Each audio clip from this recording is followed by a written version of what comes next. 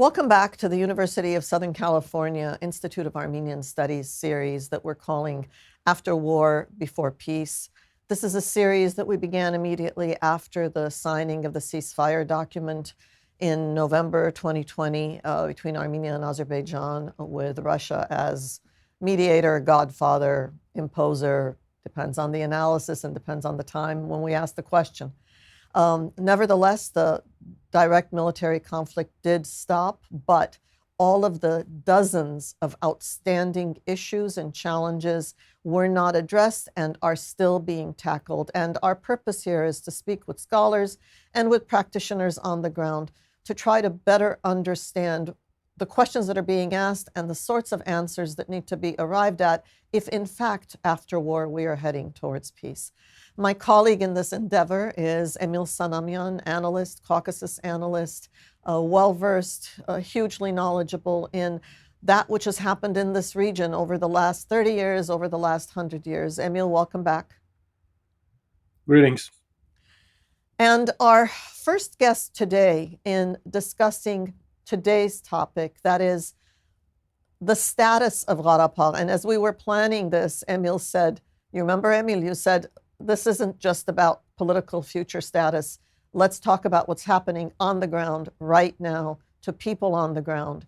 And so that's what we're going to do. And we're going to speak with two individuals. One is Karen Harutyunyan, who is the editor-in-chief of CivilNet AM, the online multilingual news source from Armenia that's pretty unique in what it tries to do and trying to explain why things are happening, not just what is happening. He will be our first guest, and our second guest will be Anush Ghavalyan, who is also an analyst who lives and works in Karabakh. We will start by welcoming Karen. Hi, Salpi. Karen, welcome. Karen, John, we are here, Emil and I, to try to kind of get into your head, to try to understand when you last went to Karabakh. You live in Yerevan, you have relatives in Karabakh. When did you last go to Karabakh? And what did you feel and what did you see? Let me say something before, Karen, you continue. I almost intentionally use the term Karabakh selectively, intentionally, because I think it is important that this conversation that is had is part of the global international conversation on Karabakh, on Artsakh. And so using Karabakh is something I do quite intentionally. It is not a political choice. It's just a tactical choice to make sure that the conversation that's out there is as broad and inclusive as it can be. Now, having said that, I'm happy to talk about your trip to Artsakh. But Karen, when was the last time you went? I was there in early December. You were there in early December. And the time before that, when was that? It was right before the war started, 21st and 22nd of September. I went to visit my nephew who serves in Martuni. So did your nephew remain in Marduni serving when the war erupted? Yes. He was there for 44 days. He would call once a day. We could hear the bombings while he was speaking, and my mom's heart couldn't stand, and she passed away right after the war. And in the midst of all that, you had COVID. Yes. Well, I don't know if Ansadzullah may be past fits in all of this, but thank you for joining us then. You joined us in the midst of the war in our other series, Armenia and Azerbaijan at War, and you're here now. When you went in December, what was in your head, first of all, before I asked you what you actually saw on the ground? We went via the Lachin road, and in the recent years, we wouldn't use that road because it's longer, too many serpentines, etc. And road to via Kelbajar is much more comfortable. And I used this road for the first time for over 4 or 5 years. And you went back to the Lachin road for the first time. Yes, Lachin was a ghost city. You could see only several Russian soldiers over there. You could see all these buildings abandoned, shops abandoned, no one on the road, no inhabitants. You could see the fire tanks, cars, and so that was the situation. Emil, this is Garen's talking about exactly 1 month after that document, the ceasefire, was signed. It's amazing, huh? That it is a ghost town within a month. Well, it was, I think, becoming a ghost town even faster than that, before that. First, you had a major evacuation during the war, or self-evacuation by the people, and then towards the end of the war, fighting was taking place between Berdor and Shushi in that area. So, of course, more people left at that time. As far as I understand, only a few are still remain in Berdor and also Nahavno, which is former Zabuk, right on the border with Armenia. Uh, the only areas that are still semi-populated in that Lachin corridor. And of course, there were more people living north and south of that Lachin corridor who fled and lost their property and their homes. So, Garen, the self-evaluation is one thing, but being forced to leave and move, who was doing that directing? Was it the Armenian government? Was it the Russians? Was it the Azerbaijanis? The problem was that there was no clear direction by the government sometimes. For example, the people of Lachi, they simply didn't know what to do, because some people would say that you should stay here. Lachin is going to remain under Armenian control. Some people would say that you should leave, etc. And people eventually left the place.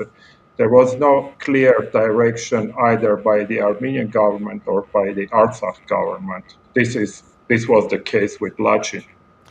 You know, I in my conversation in the first of these episodes with Ambassador Stephen Mann, who was one of the American co-chairs of the Minsk group and very familiar with the negotiating process, one of the things that I kept saying in trying to interpret that document is that it's a punitive document. It isn't a document that understands that this sort of massive reorganization, under whatever terms, whether it's loss, military loss, or any other, is something that's going to take time if it's going to be done in a way that is humane and sustainable. And this sort of immediate evacuation, voluntary, involuntary, it just boggles the mind. I don't understand. Emil, I don't know.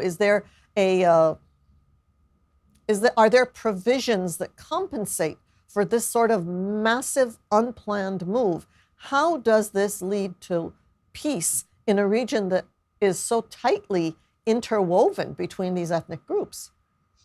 Yeah, I don't think there is a precedent for a declaration like this where leader of Armenia and leader of Russia essentially signed off on the immediate displacement of more than 10,000, close to 15,000 people. I can't remember another precedent like that.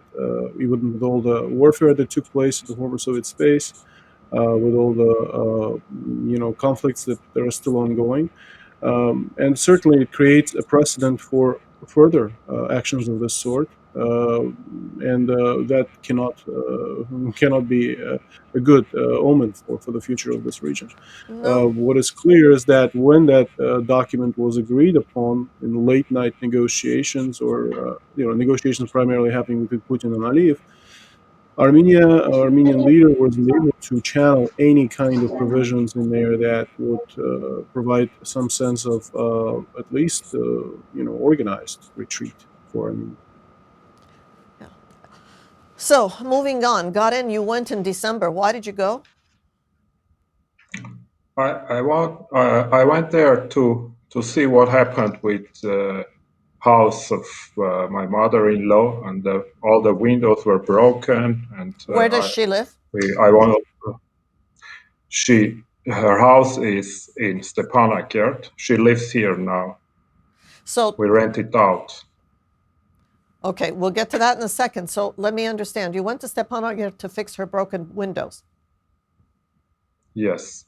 We went to Stepanakert to fix the broken windows, and I would say that the government is actively helping the population. They are doing lots of social programs, and they are very responsive. They're coming immediately to fix the problems, whatever has windows, doors, whatever. And lots of social programs around there, but there is a big uncertainty among people living there, uncertainty about future, uncertainty about security, about everything. That's the biggest problem there. And that's probably the deepest issue to consider. Before that, what did you see in terms of difference or same in terms of supplies? I mean, to fix a window, you need supplies, and then, there's the market and all of those daily living circumstances. Were they different?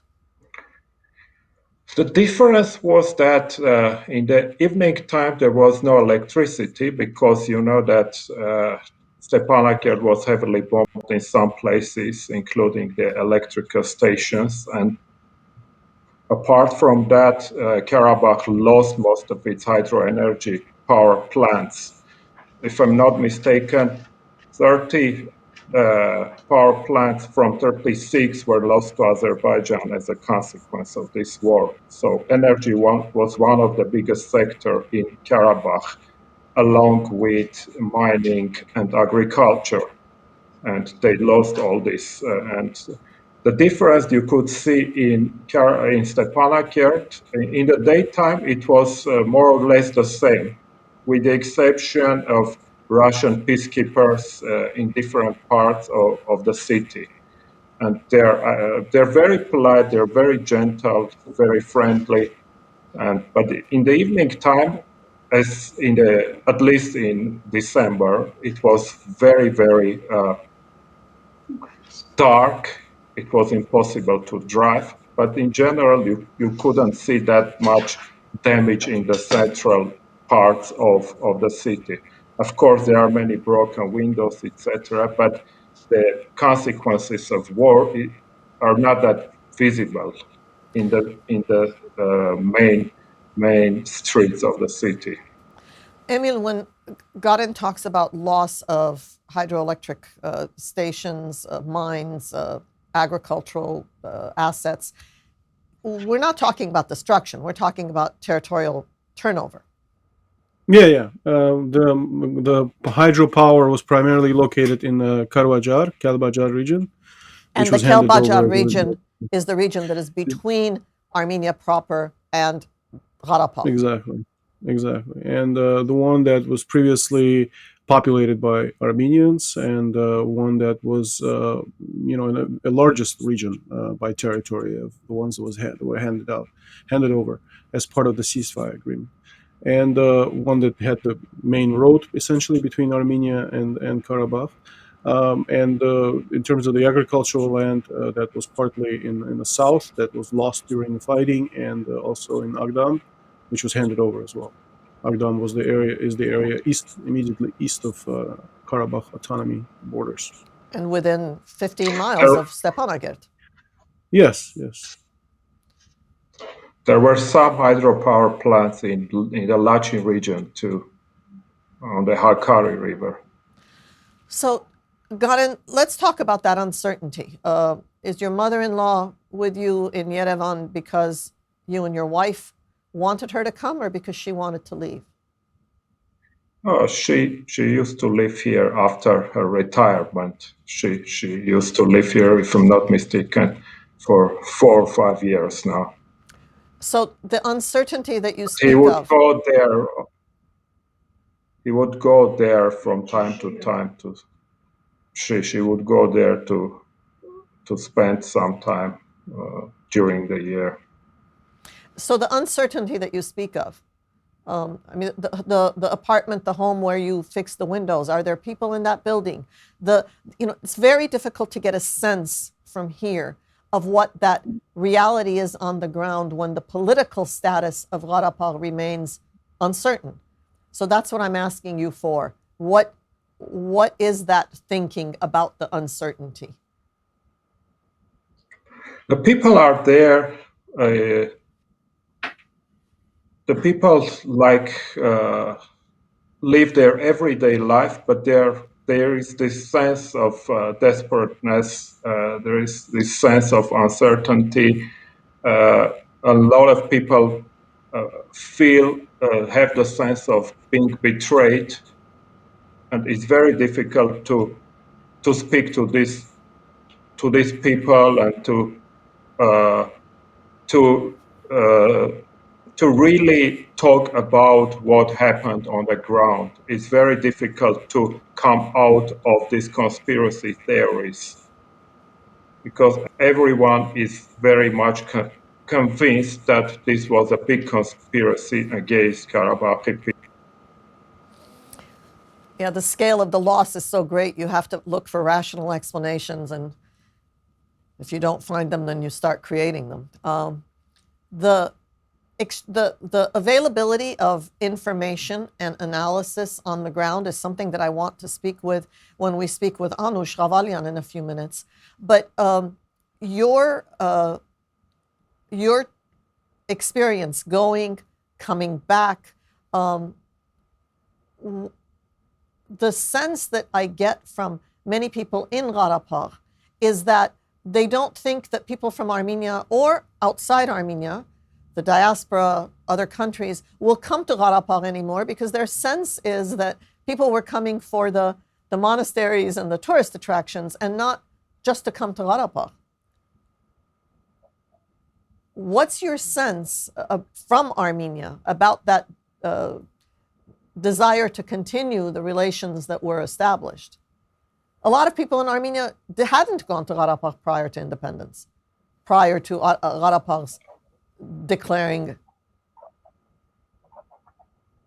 But in the recent years, Karabakh has become one of the main tourist destinations for domestic tourists, along with Dilijan and Jermuk and other places. And the tourism sector was thriving as agriculture was thriving. In my last trip right before the war, when I went to Martuni, I could see all these pomegranate orchards, new orchards, mulberry orchards, a lot of people working in the field.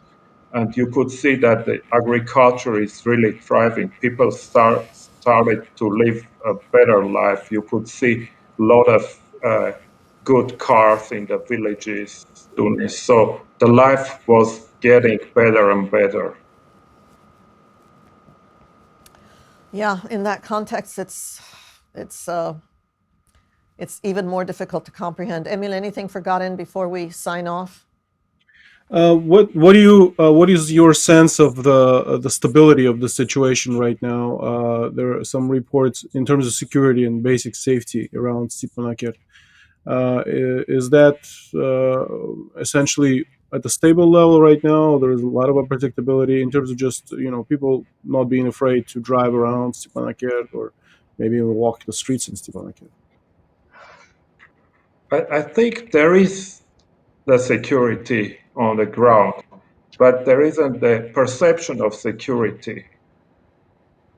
The life is secure, more or less. People go to work, people live their daily life. The perception of security that next to Stepanakert, Azerbaijani stand, next to Askeran, Azerbaijan, it's Azerbaijani border already. With this uncertainty, lots of Armenian conscripts, Armenian servicemen going to Karabakh with some problems passing the Lachin corridor. They're being dressed with civilian to pass the Lachin corridor, etc., as far as I know. So these are the issues that need to be addressed because the people feel unsafe and unsafe about the security, about the future administration. But what is interesting that most recently the budget of Karabakh was set for 2021, and it is supported by Armenia. It's roughly $250 million. And as in previous years, 60 to 65% of the interstate loan, which is a donation, is given by Armenia. So Armenia continues to support socially, economically, etc. But the question is, who is going to be in charge of these regions' security, future administration, etc. So, and we would see that Putin has called in the Davos Forum for more international involvement, etc. But would say maybe, I don't know, the best way to establish a new status is not to speak about the political status at the moment until the life normalizes, until the daily problems are solved. I don't know. Which is exactly what all of the diplomatic packages had, and it was very difficult to explain that to the public, why that needs to be done at a time and in a place where some sort of normalcy returns. Karen Harutyunyan, thank you for speaking with us from Yerevan, and I am sure we will call on you again. Thank you. Thank you. Thank you.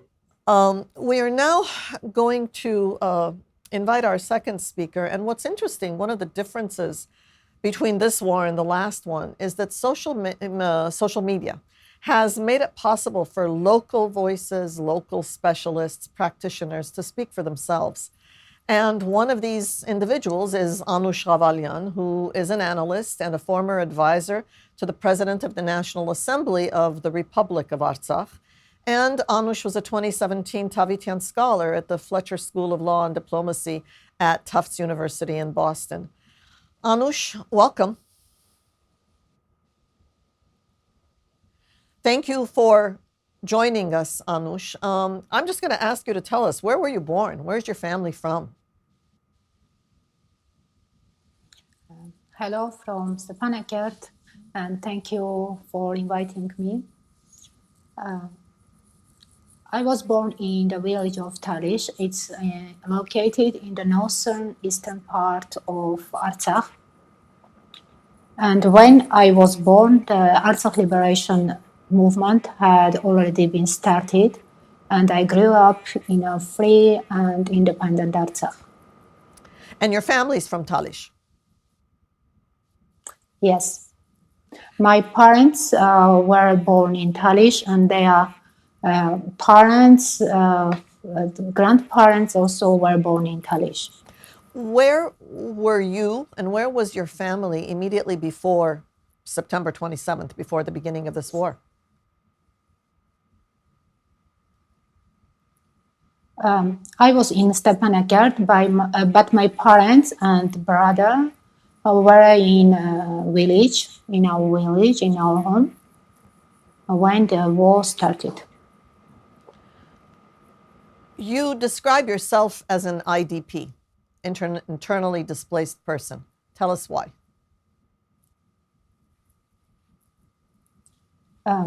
I don't consider that we are refugees because our village, Talish, is part of Artsakh.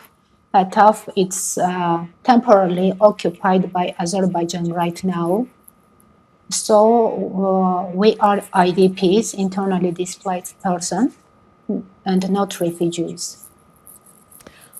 You live in Stepanakert now. How are your days? You heard our conversation with Karen. What is daily life like now as opposed to the beginning of September?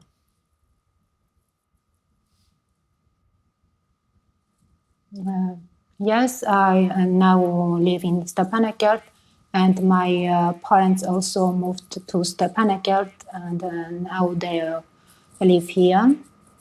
So after the ceasefire agreement, after the war, we are back to our life. It is almost the same as prior to the war, but is completely different, if I can put it this way. You had I'm going to go into try to understand the emotional, the mindset before I ask Emil to jump in. You had written, I think, on Twitter that as you write your posts and as you go about your daily life, you said, it isn't that I'm rejecting reality and the reality around us, but already I'm in such a state that I just don't feel anything. I don't feel pain. I don't feel melancholy. I don't feel fear. I just don't feel that. It's just a void, an emptiness. Is it unfair to ask you to talk about that? What does that mean? What does after war mean on the ground? I wrote that post right after a funeral of one of Armenian soldiers that we went. And to say that I am all the time in that, I feel this every time, all the time, is not true.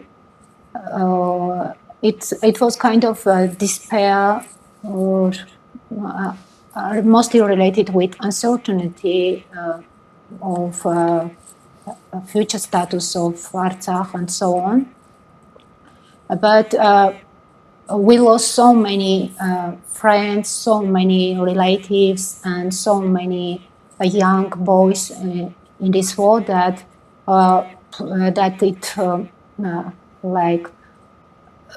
it didn't left room for other feelings rather than emptiness and despair.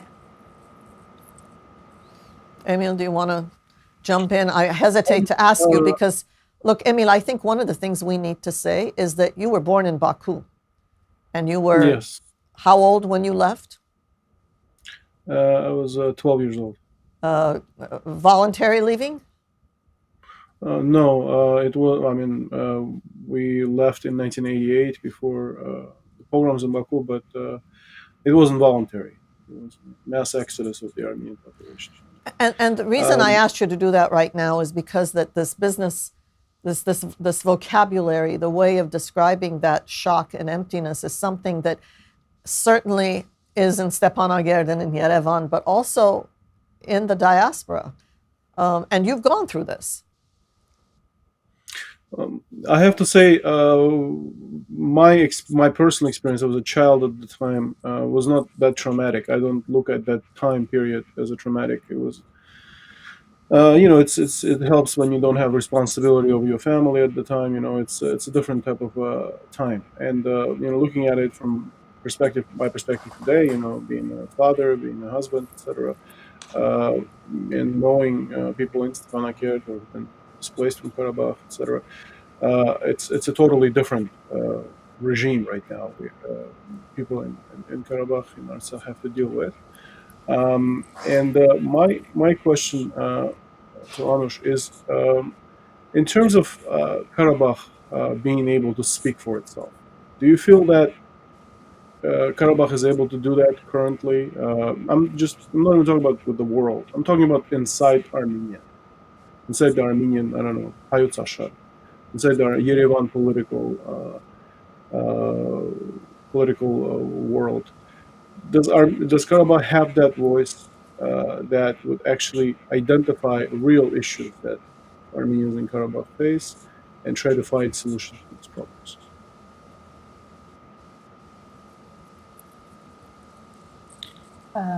A good question.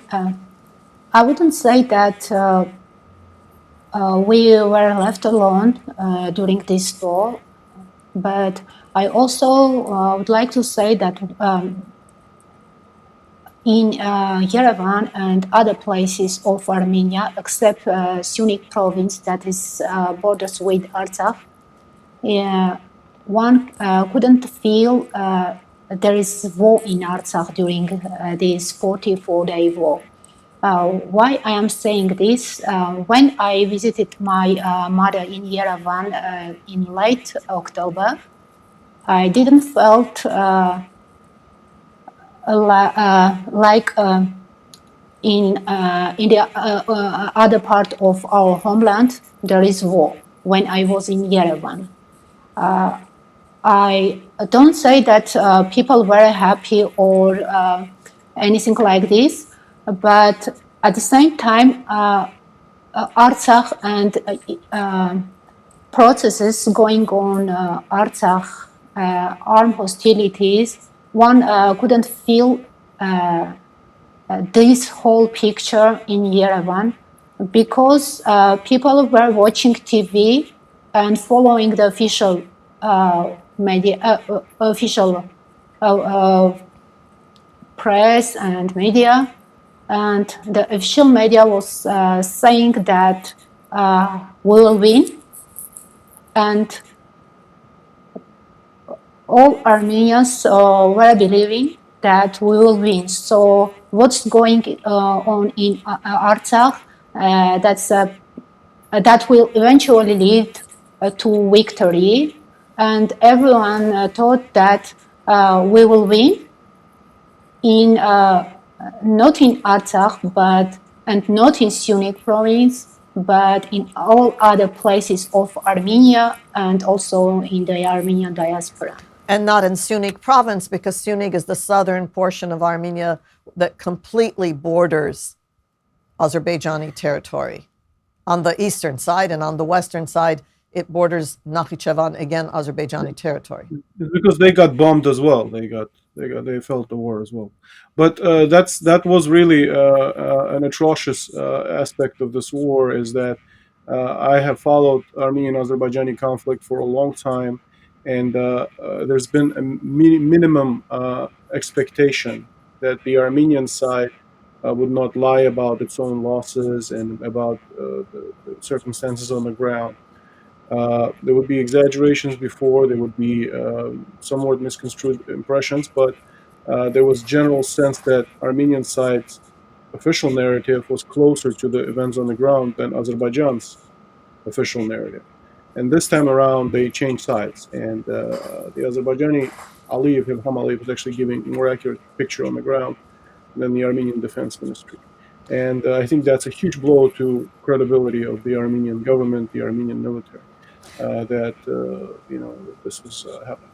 Emil, you've cited in the past the trust levels of the Armenian military as compared to the church and other institutions. Talk about that.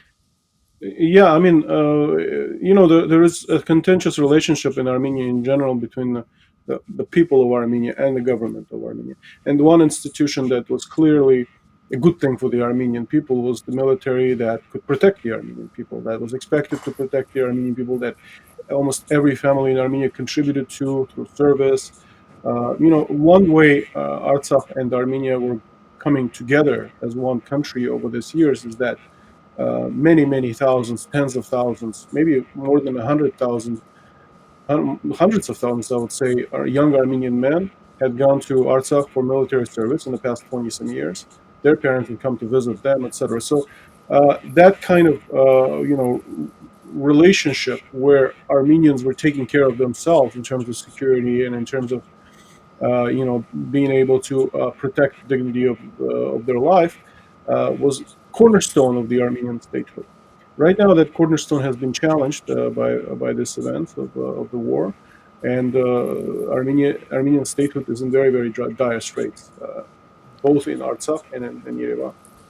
So, Anush, if we talk about Artsakh and its future as the people of Artsakh would like to see it, and if I step back a little bit and say that at the beginning in 1988, all of the vocal expressions of self-governance remained vocal, oral expressions, remained speech and expression until pogroms began, and then the military conflict took off.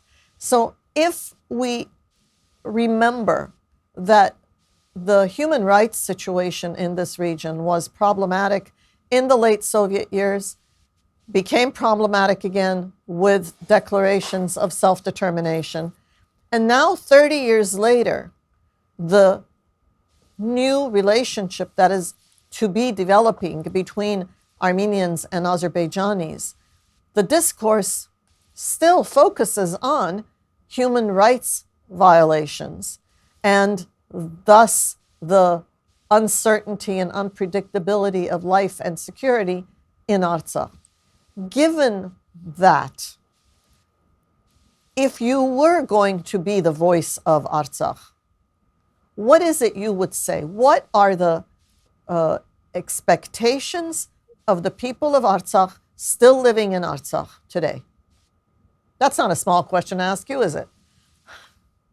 So, from whom? Expectations? No, From whom? From if you were to express, Armenians? From no, if you were to say that something that the Armenian leadership also has not said, both leaders, Azerbaijan's leaders and Armenia's leaders, have not clearly stated what it is they want, what their vision is for the next stage in this region.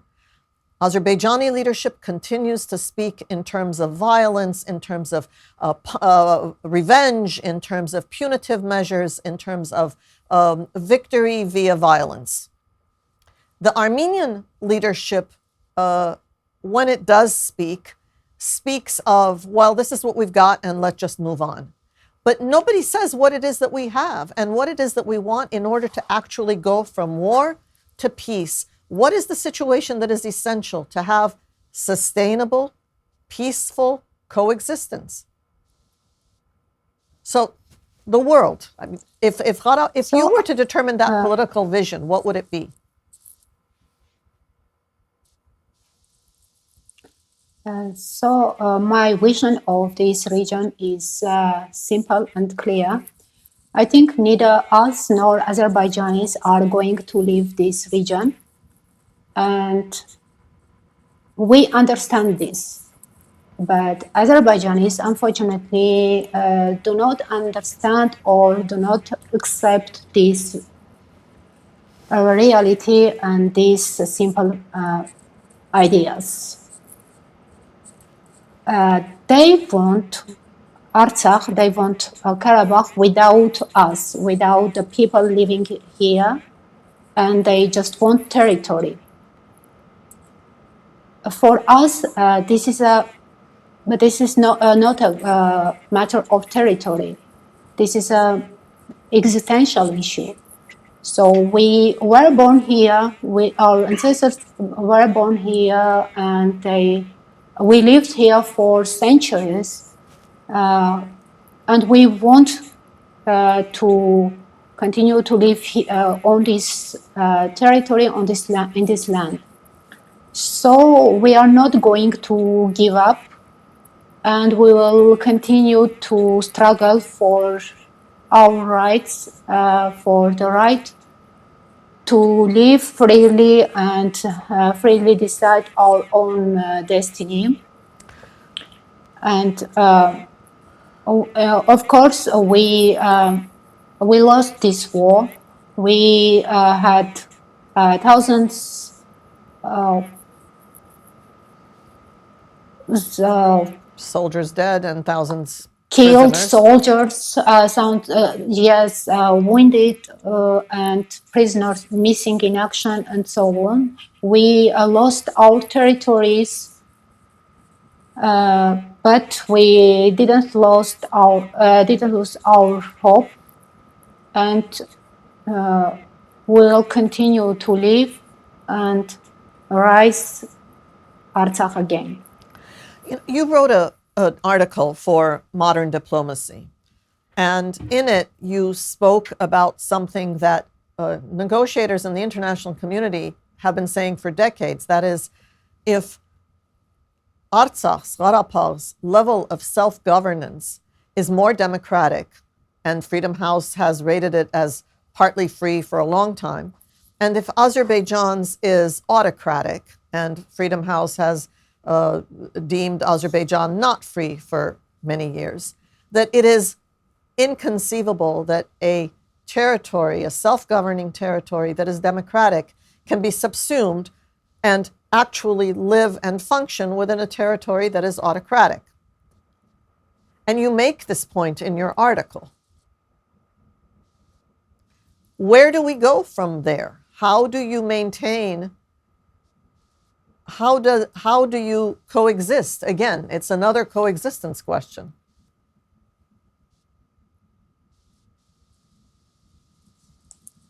So we develop democracy and we choose the path of democracy not to please others, Europe, USA, and the international actors, but we did it for ourselves since we strongly believed that without freedom for the individual, for the person, there cannot be freedom for Artsakh and for our people. But we also believe that Western powers who were created that were created on the basis of freedom and these ideas of freedom-loving people and so on will treat us like they treat their people and their desires as freedom-loving nations. So we thought that West will support us, will support our democracy against Azerbaijani dictatorship and Azerbaijani Turkish dictatorship. But what we had was empty statement coming from the West. So this fact was not the one we were waiting for in Artsakh. Emil, I think this question of international institutions and the paradox between the values that are expressed and the international norms, sovereignty, an ability to enter the sovereign borders of a state as they are recognized. This is a conflict of ideas and values that, for which Karabakh Artsakh is now a case study. What do we say? Yeah, well, this is the reality of the world, and it was the reality of the world even before this particularly terrible period of sort of West being in crisis itself, with the Trump presidency, with Brexit and European Union. Even before this, there were clear limits as far as to what extent Washington or Brussels would care about things happening in Karabakh. It was clear that their cares were very limited, and the only country that had any notion of or ability to influence events on the ground beyond Armenians and Azerbaijanis and Turks was the Russian government. And had it not been for Putin's decision, single-handed decision to bring in peacekeeping forces into Karabakh, I mean, there would be no one else. There would be no one else, and the war maybe would be continuing in the mountains right now, but it would not be a pretty picture. So my question for Anush is, in this reality, I think people like to talk about forks in the road, but it seems like a fork in the road in the sense that either Armenia can regroup and as it did in the early 90s and sort of prevail over an overwhelming force that had been applied against it, and look at the lessons of the early 90s, or consider this a long-term reversal in something along the lines of the early 20s, when early 1920s. the Armenians, 1920s, when the Armenians had to settle for the autonomy within Soviet Azerbaijan and essentially work to this autonomy to their advantage to the extent that they could. And of course, in that period and in the early 90s, you need strong leadership to achieve something like that. Do you see that discussion happening inside of Karabakh in terms of looking back at how we came out of these difficult moments that we had before? It was a terrible time in the early 90s. It was a pretty bad time in the early 20s, 1920s as well. In other words, is there internal political discourse in Stepanakert, in Artsakh, beyond the aspiration? Yeah. So right now, the discourse and all efforts are concentrated on solving humanitarian issues rather than discussing ideas, identity, and issues like this. But I think this is temporarily, and as soon as we are back to our normal life, these kind of issues will rise, and the public discourse, the political discourse will also focus on these issues. Thank you, Anush Ghavalyan in Stepanakert. Thank you, Emil Sanamyan in Washington. And thanks to all of you for following this series, After War, Before Peace. We are trying to isolate and explore each of the constituent parts of a complex political, geographic, psychological, identity-related mess. And we will continue to do that with scholars and practitioners on the ground. You can follow the USC Institute of Armenian Studies on YouTube and on all of the podcast channels. Thank you for following the USC Institute of Armenian Studies. We'll be back.